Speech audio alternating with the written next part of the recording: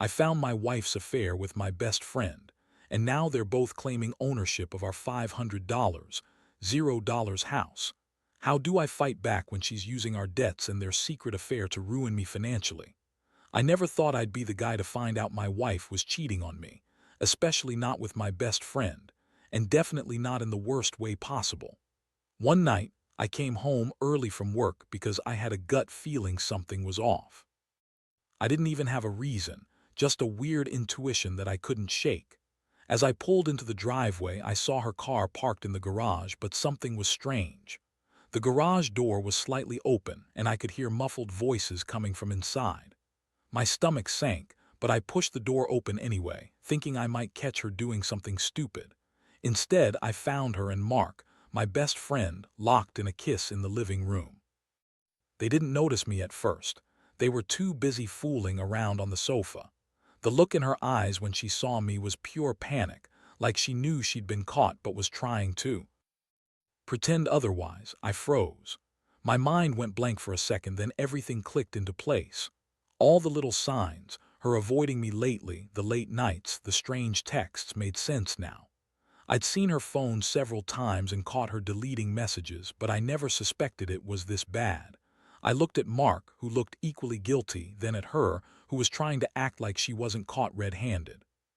She stammered some excuse about how she was tired and needed comfort, that it was just a mistake, that she didn't mean for it to happen. But I didn't buy it. Not anymore. This wasn't some moment of weakness. This was betrayal, plain and simple. The worst part was the house. Our house, the one we bought together with our savings, worth about $500,000, was supposed to be our sanctuary. But now I found out she's been secretly planning to claim ownership of it with Mark, claiming it's her house now because she's the one who suffering through this mess. They're both trying to spin it that way, like I don't deserve anything, like I should just accept that she's moving on with my best friend and I should be grateful she's not taking everything. But I knew this wasn't just about infidelity. It was about money, control, and destruction. That night I couldn't sleep. I kept going over everything in my head, trying to process how deep this betrayal went. I started digging into our finances the next morning. Turns out she's been secretly racking up debt, using our joint accounts and hiding expenses from me. Big expenses, some of them linked to Mark. I found out they've been funneling money into some secret account, probably to buy a new place or maybe just to cover their tracks. I realized she's been lying about everything: her job, her spending, her feelings. All of it was a lie, and I was the last to know. The biggest shock was discovering that she's been planning to turn the house into her own, claiming she's the one who's been suffering, who's been betrayed. She's used the debts and her affair as leverage, trying to make me look like the bad guy. I've never felt so betrayed in my life. It's like everything I thought was real, our life, our future, was a lie. That's when I knew I had to do something, but I wasn't sure what yet. All I knew was I wasn't going to let her or Mark ruin me financially or emotionally without a fight. I had to figure out my next move fast before they took everything I worked for. After I found out, everything felt like a blur. I was angry, hurt, and honestly just numb. I couldn't believe she'd do this, cheat on me with my best friend, then try to turn our entire life upside down for her own benefit. I sat there in the living room, staring at the mess they made, feeling like I'd been punched in the gut. My mind raced through all the memories, all the plans we had, and then crashed into the reality that she was already plotting her next move. That's when I remembered something she'd said a week earlier about how she deserved more, and how I'd never really appreciated her sacrifices. She'd always been bitchy about money, making snide comments about how she worked harder than me, how she was stuck with a partner who didn't see her worth. I knew I had to confront her properly, but I also knew this wasn't going to be a simple talk. I needed a plan, especially with the house, our house. I started digging into the legal side of things, knowing that she'd try to claim it as her own through some loophole. Our house was bought with joint funds, but she was claiming she put more into it, that she deserved it because she was suffering. I couldn't let her do that, not after everything. I also found out she's been secretly taking loans in our joint name, racking up debt that I had no idea about. She's been lying about her income, hiding her expenses, and now she's trying to spin it like I'm the bad guy for suspecting her. So I decided I needed to confront her again, but this time with a clear head and facts. I called her at work. She works at some boutique she's always bragged about, and told her I knew everything. She tried to deny it, of course, calling me paranoid and insecure.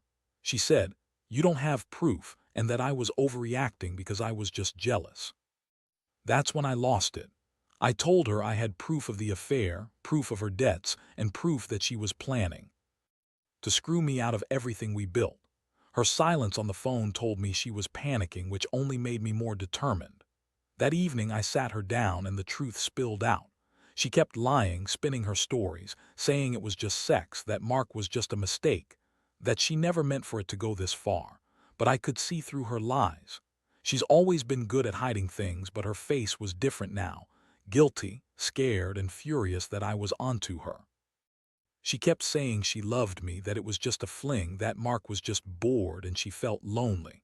But I knew better. I knew this was about more than just sex. It was about money, power, and control. And I wasn't going to let her use my love or our house as a pawn in her game. I felt this strange mix of betrayal and resolve. I knew I had to do something drastic. I started calling lawyers, trying to understand my rights. I also reached out to a financial advisor, who told me I could freeze our joint accounts, start building a case to prove she was hiding assets and debts. I wasn't about to get played out of everything I worked for. I realized she'd been planning this for a while, probably since before I even caught her. The way she acted lately, the secretive phone calls, the late nights, everything pointed to her orchestrating this betrayal. The emotional toll was brutal. I kept thinking about the house, the life we built, the trust I thought we had. Now all I had was a mountain of lies and a plan to fight back. I knew she'd try to spin it as me being the bad guy, but I didn't care anymore. My priority was protecting what's mine, what I've worked for, and making sure she couldn't just walk away with everything. I also started documenting everything: texts, bank statements, her calls, just in case I needed it in court. I'd never been in this situation before, but I knew I had to be smart, cold, and ready to fight for my rights. That night, I couldn't sleep. The house felt empty without her, and the pain of betrayal was worse than I expected. But somewhere inside, I also felt a strange sense of clarity. I wasn't going down without a fight. I was going to make sure she paid for what she did, not just emotionally but financially. I'd been naive to think we had a perfect life, but now I knew I had to be prepared to tear her lies apart and reclaim what's mine. I never thought I'd be in this situation, but here I was, ready to fight for my house, my money, and my dignity. The next few days were a whirlwind. I spent every waking moment reading about legal rights, property law, and how to protect myself financially. I knew she'd try to manipulate the situation, spin stories, and use her charm to get her way. Honestly, I'd never seen her so desperate. Her bitchy attitude was even worse now, constantly accusing me of mistrusting her, calling me paranoid, and trying to turn the kids, we have two, against me. But I kept my focus on the bigger picture, protecting what's mine and making sure she couldn't just walk away with half the house or more. I started by hearing a lawyer who specialized in family and property law. I explained everything: her affair, her debts, her plans to claim ownership of the house. My lawyer told me I had a strong case because the house was bought jointly, and there was clear evidence she was trying to hide assets and debts. He advised me to get a court order to freeze our joint accounts and to start the process of a legal separation if needed. I also began gathering proof: screenshots of her texts with Mark, bank statements showing the secret accounts, her emails where she admitted to the affair, and even some recordings I made during our confrontations. I know, sneaky, but I wanted to be prepared. Meanwhile, she kept trying to gaslight me, saying I was overreacting and jealous. She'd call me paranoid or insecure, claiming I was just upset because I couldn't handle losing her. That was her typical response: deny, lie, distract. But I wasn't falling for it anymore. I knew her game. I also started talking to her family behind her back, trying to warn them about her manipulative ways, especially since she's always been good at spinning stories to get what she wants. I told her sister everything about her debts and her affair, and surprisingly, her sister was sympathetic. She told me she'd try to talk some sense into her, but I knew that wouldn't be enough. I had to act legally. One of the most shocking moments was when I found out she'd been secretly transferring money into her sister's account, trying to hide her assets. She thought she was so clever, but I caught her red-handed. That's when I realized she was already planning her escape route, trying to use the debts and her affair as leverage to get the house and maybe even more. She kept insisting she'd never leave the house, that it was her home now, and that I was the one causing trouble. But I wasn't about to let her manipulate her way out of this. I made sure to document everything, her claims, her lies, and prepared myself for a legal fight. I also started talking to a financial advisor to get a clear picture of our assets and liabilities. It was shocking how much she'd hidden: credit cards, loans, investments, all under different names. She'd been draining our savings, racking up debt, and trying to keep it all under the radar. I felt betrayed on a whole new level. The house, which I thought was our shared future, was becoming I knew she'd try to claim it as her own, citing her suffering and her right to it, but I had the legal documents on my side. I was determined not to let her steal what I'd worked so hard for. Meanwhile, Mark was still in the picture. I found out they'd been seeing each other for months, possibly longer. I started digging into his background, too. Turns out he's got a pretty shady past, some financial trouble, a few failed businesses, and a history of cheating on his partners. That made it easier for me to see that he's just as much a part of this mess as she is. I contacted a private investigator to verify some of my suspicions, and sure enough, there was more than enough evidence to show they'd been planning this together. They thought they could get away with it, use the house as their prize, and leave me with nothing. The emotional toll was brutal. I oscillated between anger and sadness. I kept replaying the moments when I trusted her, when I thought she loved me. Now I felt completely foolish. The house, my marriage, my friendship, everything was falling apart because of her bitchy attitude, her lies, and her greed. But deep down, I knew I had to stay strong. I couldn't let her win. I had to fight this legally, financially, and emotionally. I wasn't going to let her destroy me or take my house just because she was angry or upset. I was determined to stand my ground, no matter how much she tried to manipulate or guilt me. I started writing a timeline of everything: dates, events, conversations, to keep everything clear. I also made sure to keep copies of all financial documents, text messages, and emails. I knew she'd try to spin it as me being the crazy one, but I had enough evidence to back my side. The plan was to go to court and fight for my rights, to get a judge to recognize that the house belonged to us both, not just her. I couldn't let her get away with this, not after all we'd been through. I was ready for whatever it took, even if it meant tearing her lies apart in front of a judge. I just wanted my life back, and I was not going to let her steal it from me. The court dates came faster than I expected, and honestly, I felt like I was walking into a battlefield. I had all my ducks in a row: every piece of evidence, every document, every text and email trail. I knew she'd try to spin it again, make herself look like the victim, and claim I was just paranoid or controlling. But I was ready. I'd spent sleepless nights preparing, and I knew I had a solid case. Still, walking into that courtroom, I couldn't help but feel the weight of everything crumbling around me. The house, my marriage, my trust. When she showed up, her usual bitchy attitude was even more pronounced. She looked at me with that condescending smirk, as if she already knew she was going to win. But I didn't give her the satisfaction. Instead, I sat down and listened to her lawyer try to argue that she was the rightful owner of the house because she'd suffered, that she was the one who'd been betrayed, and that I was just some controlling husband. I could see her trying to manipulate the judge with her tears, her bitchy snark, and her false stories about how I'd been abusive or neglectful. It was disgusting, but I kept my cool. My lawyer was sharp. He presented everything: proof of the joint purchase, the financial records showing her debts, the evidence of her transferring money into her sister's account, and her own admissions about the affair. I could tell the judge was paying close attention. I also had a few witnesses: my sister and a friend who, to her recent behavior, her secretive phone calls, and her constant lies. The judge asked tough questions, but I had all the answers.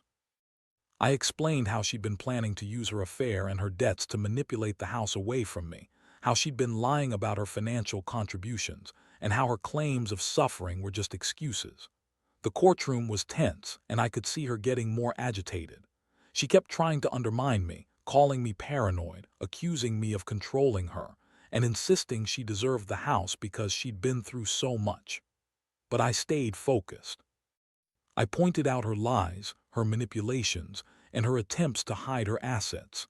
I argued that the house was purchased as a joint asset and that her affair and financial deception should disqualify her from claiming sole ownership. I asked the judge to recognize our joint rights and to prevent her from transferring or selling the house without my consent. After what felt like hours, the judge finally made a decision. He ordered a detailed financial audit, froze her assets, and set a date for the next hearing to decide on the house. I felt a small flicker of relief. At least I had some legal protection now. But I knew the fight wasn't over. She was already plotting her next move, and I had to stay alert. I also made sure to get a court order to prevent her from selling or refinancing the house until the final judgment. That was a huge win, but I knew she'd be furious. That night, I sat alone in the house, feeling exhausted yet strangely empowered.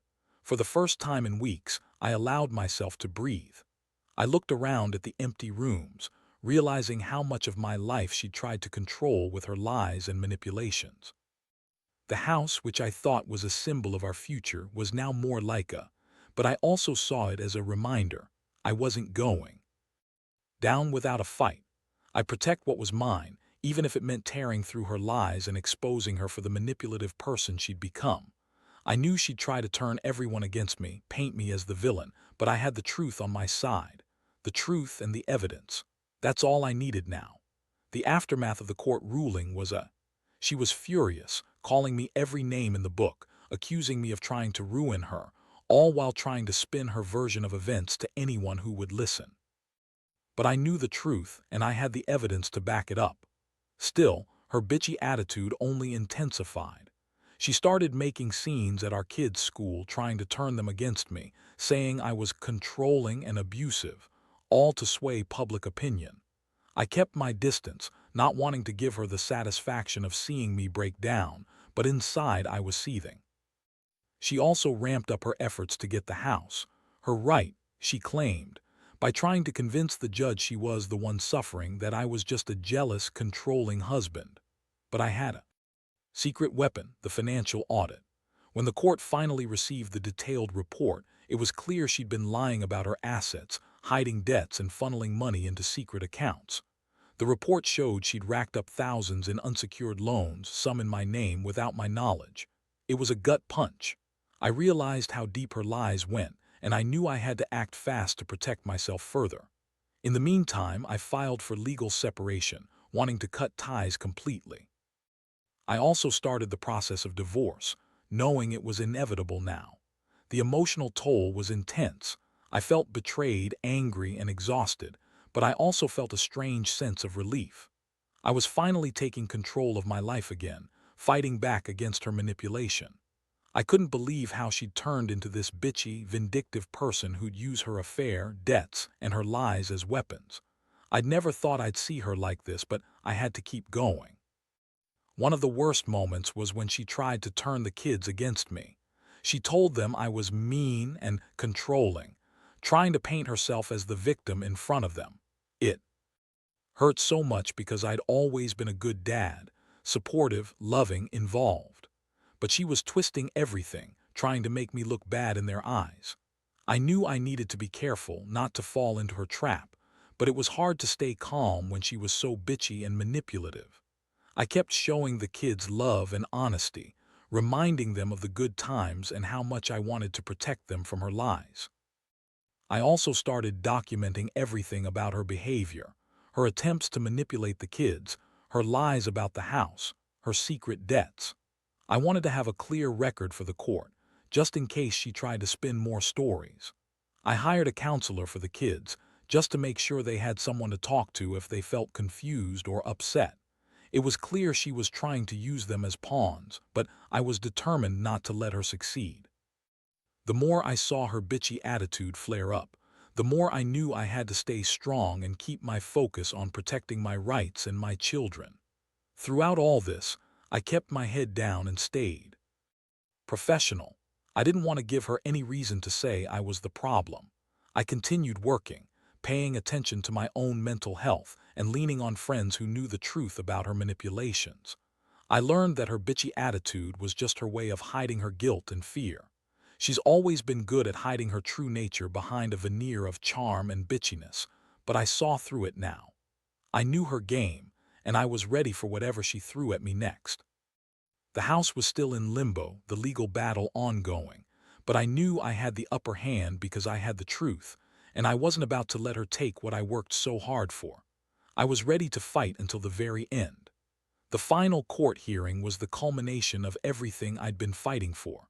By then, I'd already been through so much.